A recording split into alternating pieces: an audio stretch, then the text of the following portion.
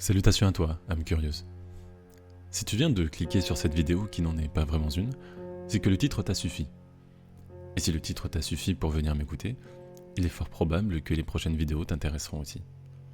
Mais avant tout, je tenais à me présenter. Je suis Steven, j'ai 30 ans, et je suis mentor en clarté mentale. En d'autres termes, j'aide les personnes qui viennent me voir à se libérer de leur confusion mentale et de l'inaction sans s'épuiser. Je suis autiste aussi, couplé à un syndrome anxieux et dépressif, diagnostiqué juste avant mes 30 ans. Tu me diras, quelle légitimité ai-je pour te parler de clarté mentale ? Le fait est que je suis le premier concerné. Concerné par la confusion, par l'inaction, la saturation émotionnelle, le mutisme. Mais j'ai dû, avec les moyens du bord, avant mon diagnostic, trouver mon propre chemin pour traverser ces périodes peu agréables de ma vie.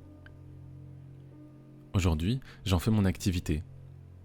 Je me sers de ma propre expérience pour apporter la lumière aux autres. Et si tu as un peu de jugeote, tu commences à saisir l'origine du nom de ce projet audio.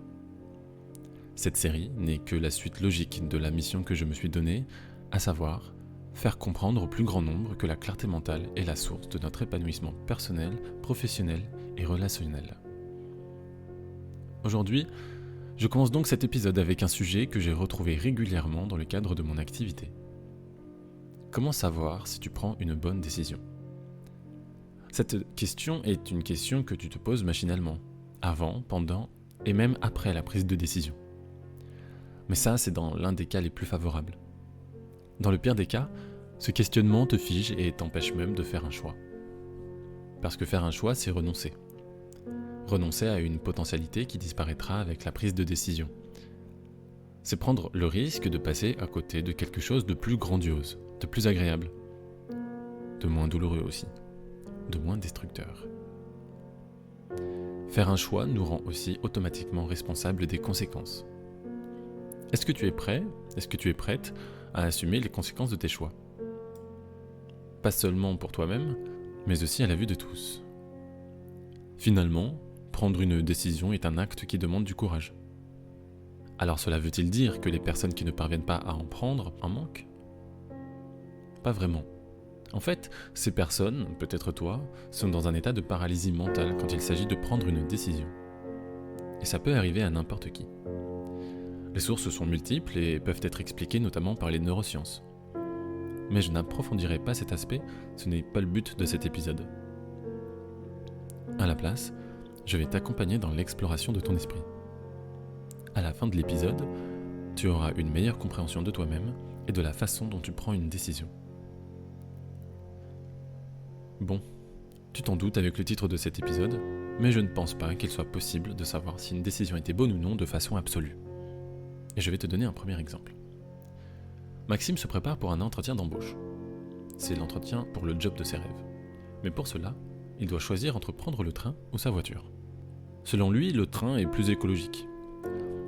Mais le risque de retard est non nul et les prix sont élevés. De plus, il lui sera très difficile de choisir un itinéraire alternatif en transport en commun. La voiture lui permettrait de s'arrêter quand il veut, d'éviter les embouteillages avec son application GPS et il ne dépendra pas des horaires de train, aller et retour. C'est la meilleure solution, la voiture, pour le confort. Son amie Alice lui conseille le train, mais c'est plus par conviction qu'autre chose. Et d'ailleurs, elle n'aime pas conduire. Alors, qui des deux a raison ? Quelle est la bonne décision ? Plus tard, Maxime apprend que le train qu'il aurait pu prendre a fait un accident, et il y a eu plusieurs blessés. Maxime se dit alors qu'il a pris la bonne décision en choisissant d'y aller en voiture. Pourtant, on peut se demander si ce raisonnement a vraiment sa légitimité. En effet, Maxime aurait très bien pu être impliqué dans un accident de la route, et y être blessé par la même occasion. Il aurait en même temps loupé son entretien d'embauche. Avant de faire un choix, il ne savait pas qu'il y aurait un accident de train. Et c'est pareil avec toi. Avant que tu ne fasses un choix, il te manque forcément des informations. Maintenant que tu commences à te questionner sur le sujet, j'ai une question pour toi. C'est quoi une bonne décision ? Est-ce que c'est choisir l'option qui a le plus de chances de te faire atteindre ton objectif ? Est-ce que c'est choisir l'option qui t'apporte le plus de satisfaction ? Est-ce qu'au contraire, c'est choisir l'option qui t'évite le pire ? Un peu des trois ? Derrière ces questions, on peut distinguer 3 motivations. Le sentiment d'accomplissement, la recherche du plaisir et l'instinct de préservation. L'erreur serait ici de se dire qu'il existe une motivation plus noble qu'une autre. Dans les faits, tout dépend de ta situation, de la façon dont tu désires vivre ta vie et du contexte global dans lequel tu prends ta décision. Ce que je veux dire par là, c'est que chaque fois que tu prends une décision importante pour ta vie, tu seras confronté à ta propre connaissance ou méconnaissance de ce qui t'anime, des désirs qui t'influencent, de tes principes, des centres d'intérêt qui modèlent la façon dont tu perçois le monde, mais aussi de tes craintes profondes. Et moins tu te connais, plus il sera compliqué de faire un choix éclairé, plus tu entreras facilement dans un état de paralysie mentale. Beaucoup souhaitent prendre la meilleure décision possible. Beaucoup aimeraient avoir un aperçu des conséquences de leurs actions avant d'agir. Et ce serait alors beaucoup plus simple d'éviter la honte, la culpabilité, les regrets, les remords et les chagrins. Pour réussir à déterminer pour toi-même ce qu'est une bonne décision, tu dois avant toute chose retrouver la conscience de ce qui est bon pour toi. À ce sujet, j'ai une bonne et une mauvaise nouvelle. La bonne nouvelle, c'est que tout le monde peut y parvenir. La mauvaise, c'est que ce n'est pas si simple. Dans un monde où l'on est submergé d'informations, d'injonctions en tout genre, où distinguer sa voix intérieure du bruit du monde relève de l'exploit, tu devras faire preuve de lucidité et d'écoute pour entendre les murmures de ta conscience et de ton cœur. Ce qui est bon pour toi respecte qui tu es, tes limites, qu'elles soient émotionnelles ou physiques, mais aussi tes besoins. Ce qui est bon pour toi te fait grandir, nourrit ton esprit et enrichit ta perception de l'existence. Et tout ça, tu le sais déjà. Tu sais déjà en grande partie ce qui est bon pour toi. Il te suffit juste d'écouter attentivement. Et si tu n'as pas l'habitude d'écouter ta voix intérieure, il te faudra du temps avant de la distinguer du reste. Pour te faciliter la tâche, tu peux prendre un temps juste pour toi, 10 minutes, le soir, quand tu n'es plus assailli par les tâches que tu dois réaliser dans la journée, par les sollicitations diverses, par l'intensité du bruit environnant, de la lumière du jour. Pour l'instant, revenons au sujet principal. S'il nous est possible de déterminer plus ou moins précisément ce qui est bon pour nous, déterminer si une action est la bonne ou non avec certitude reste impossible, même a posteriori. En effet, tout dépend du point de vue. Plus ton point de vue est local, moins tu pourras observer les conséquences plus ou moins directes de tes décisions. Et parfois, ça change du tout au tout. Imagine, tu es une jeune joueuse de volley-ball au niveau national, et tu subis une fracture du genou lors d'un match amical. Le médecin te dit que ta carrière est finie, à moins de passer par 2-3 ans de rééducation. L'issue de cette rééducation reste incertaine. Et pour toi, là, à l'instant T, c'est une catastrophe, un désastre.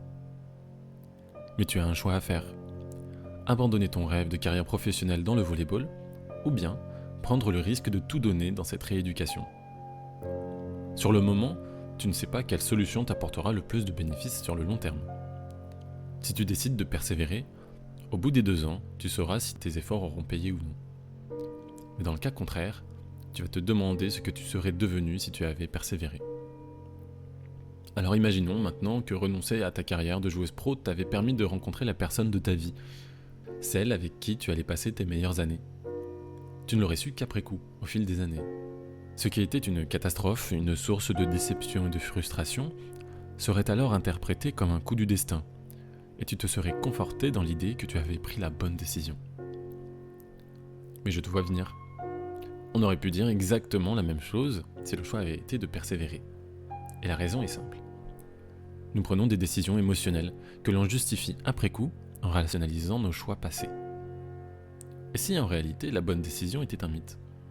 Et si en réalité la meilleure solution n'existait pas? Je ne sais pas si tu as remarqué, mais il y aura toujours quelqu'un pour discuter la pertinence de tes choix. Si j'étais toi, j'aurais fait ci. À mon avis, tu devrais plutôt faire ça. Mais si ces réflexions partent d'un bon sentiment, elles restent des sources de confusion. Ce qui était une certitude dans ton esprit devient plus flou. Et si cette personne avait raison? Et si je me trompais? Et si je pouvais faire un meilleur choix? Ces questionnements sont bien évidemment légitimes. Ils sont nécessaires à l'amélioration de ta capacité à prendre des décisions éclairées. Mais pourquoi ces questionnements nous font-ils douter autant? Pourquoi dans certains cas, ces questionnements nous paralysent? Peut-être que ton esprit est conscient de ses propres limites, de son incapacité à saisir la complexité des liens entre les informations qui t'entourent. Tes décisions se font à base d'approximations, de déductions et de prédictions. Et cette incertitude ne disparaît jamais vraiment. À côté, il y a ceux qui ont toujours raison, qui savent mieux que toi. À croire qu'ils sont inconscients de l'incertitude inhérente à la vie. Comme si les approximations et les déductions de leur esprit étaient devenues une réalité universelle. En partant d'un bon sentiment, ils finissent par te compliquer la tâche plus qu'autre chose. Mais au final, qui a raison ? La réponse est toute faite. Personne n'a raison dans l'absolu. Tu te rappelles plutôt quand je parlais de connaître ses principes, ses craintes, ses désirs, pour déterminer ce qui était bon pour toi ?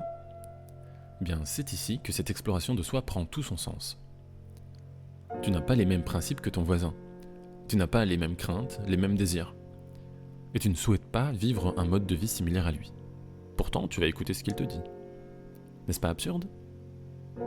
Finalement, les seules personnes qui sont légitimes pour discuter tes décisions, les mettre à l'épreuve, ce sont les personnes qui te connaissent suffisamment pour comprendre tes motivations, tes rêves, tes principes et le mode de vie que tu souhaites adopter. Ces personnes doivent connaître la destination, ou du moins les étapes intermédiaires. Faisons une mise en situation. Si ta famille ne te soutient pas pour ton projet perso, ils ne sont pas forcément de mauvais conseillers. Ce que je dis, c'est que s'ils n'empruntent pas le chemin que tu souhaites prendre, leur avis est à prendre avec des pincettes. Tu dois comprendre ce que leur réticence exprime vraiment. Et en général, c'est la peur. Quand j'y réfléchis, je ne pense pas qu'il y ait de bonnes ou de mauvaises décisions de façon absolue. Il n'existe que des décisions prises, plus ou moins adroitement, avec les moyens du bord.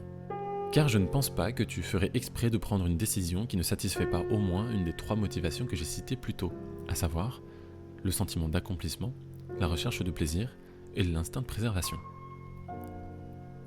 Maintenant, il est de ta responsabilité de connaître tes priorités au moment de faire un choix. Est-ce que c'est le plaisir immédiat ? Est-ce que c'est le succès, la réussite ? Ou alors simplement minimiser les prises de risques ? Et rappelle-toi que tu es libre de prioriser ce que tu veux. La condition, c'est d'assumer. Malgré tout, la problématique de sélectionner le bon choix reste toujours présente. Comment parvenir à faire un choix et à l'assumer ? Comment maximiser la probabilité d'avoir pris une bonne décision, une décision qui répond à tes objectifs ? J'ai réfléchi pendant des années à ces questions. Et étrangement, c'est quand j'en ai eu marre et que je me suis mis à suivre ce que mon cœur désirait que j'ai fini par comprendre quelque chose. Un choix n'est pas une prison. Tu peux prendre des décisions qui ne te font pas aller dans la bonne direction. Malgré toutes les analyses possibles et imaginables, tu peux t'égarer. Mais assumer ne veut pas dire s'obstiner.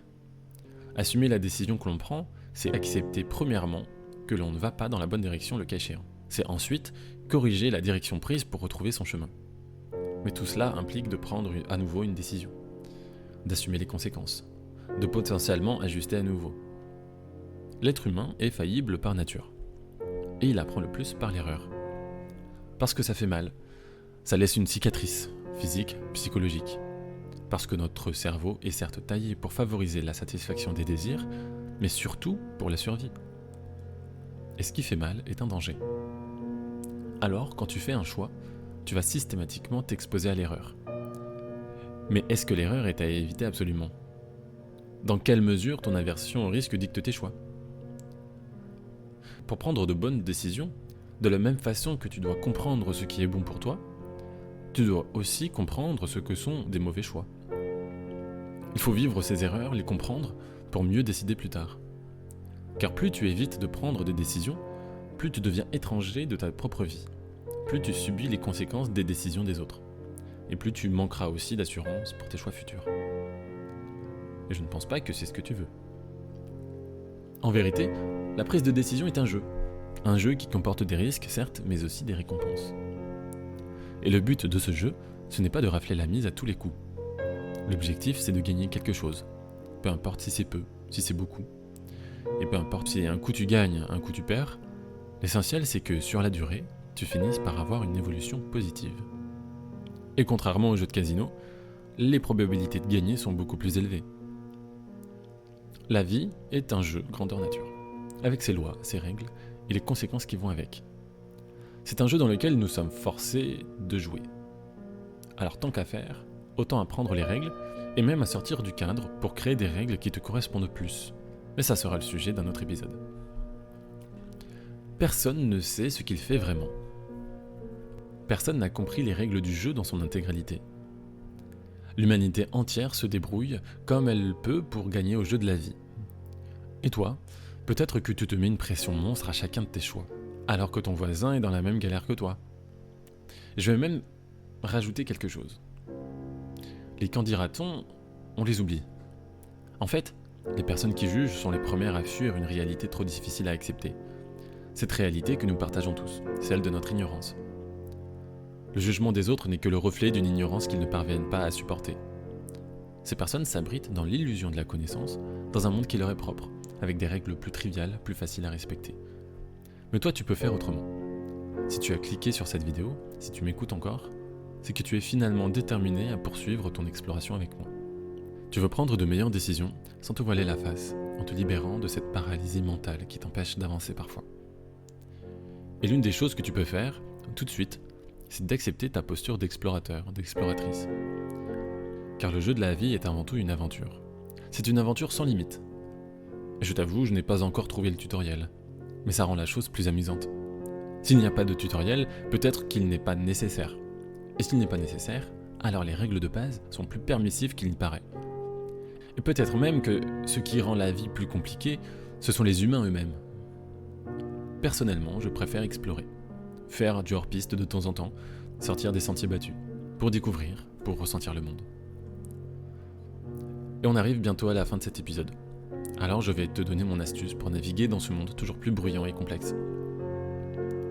Premièrement, connais-toi toi-même. Apprends à écouter l'origine de tes désirs, tes émotions, tes craintes. Redécouvre tes principes, ce qui modèle ta perception du monde. Explore tes rêves, laisse-les germer à nouveau. Et pour entendre tous ces messages intérieurs, tu dois t'isoler. Téléphone en silencieux, pas de musique ou alors juste un fond sonore suffisamment faible. Privilégie les moments de la journée ou de la nuit sans nuisance sonore. Recherche aussi les lumières tamisées. Et si tu as la possibilité de marcher dans la nature, fais-le. C'est dans ces moments-là que tu entendras ta voix intérieure avec le plus de clarté. Et plus tu te connaîtras toi-même, plus tu sauras ce qui est bon pour toi et tu prendras confiance en ta capacité à prendre des décisions. Tu ne seras pas épargné par l'échec. Mais une chose est certaine, tu sauras redresser la barre.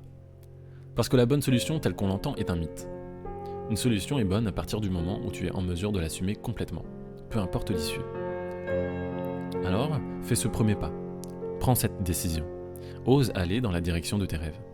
La vie est un jeu dans lequel tu dois faire constamment des choix. Et chaque choix te fait gagner de l'expérience. Et la seule façon de perdre à ce jeu, c'est de rester sur la ligne de départ.